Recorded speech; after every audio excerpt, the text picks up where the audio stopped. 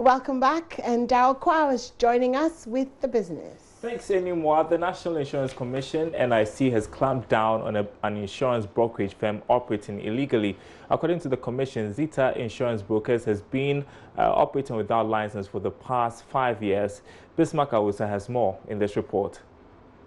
The National Insurance Commission, NIC, says it has discovered a firm operating in insurance broking services illegally under the name Zeta Insurance Brokers.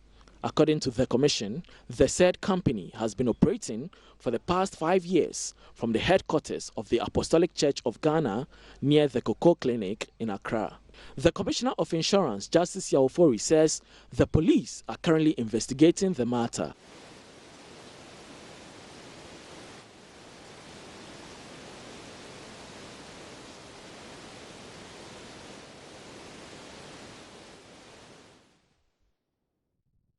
The Insurance Commissioner, not audible there, will bring you that report subsequently. In other news, it's been almost a month since Nigeria closed its border with its neighbor Benin.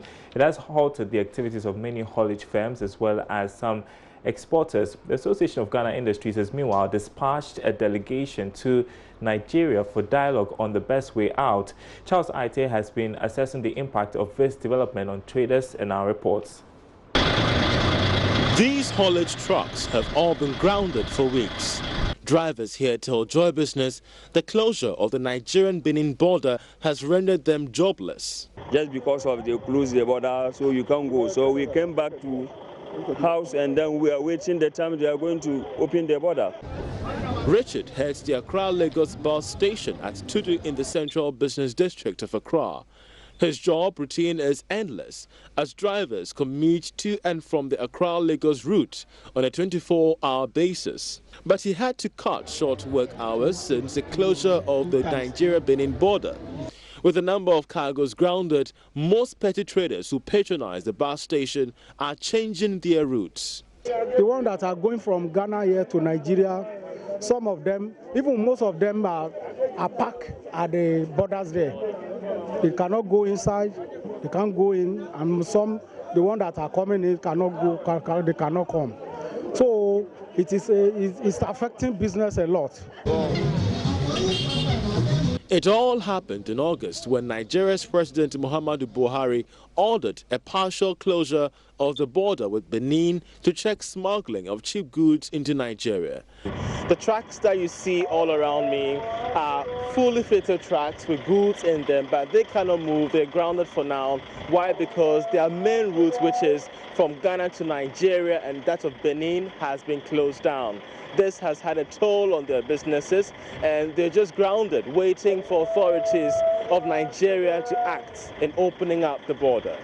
Here in Accra, the Association of Ghana Industries, AGI, has organized an emergency general meeting to strategize in the wake of this looming threat to local exporters. Sechuma Kwabwa is Chief Executive Officer of the association. Those ones, it must be free for all. So I think we should work with those principles. We can't have a country strategy that runs counter to the regional strategy. Meanwhile, the Ghana Union of Traders Association, GUTA, is pushing for the immediate closure of the eastern border to forestall possible cases of smuggling following weeks of the closure of the Semi-Kraki, Igolo and Iduroko borders by Nigerian authorities. Here is President of the association, Dr. Joseph Oben. Now the borders have been closed to Benin, to ship goods.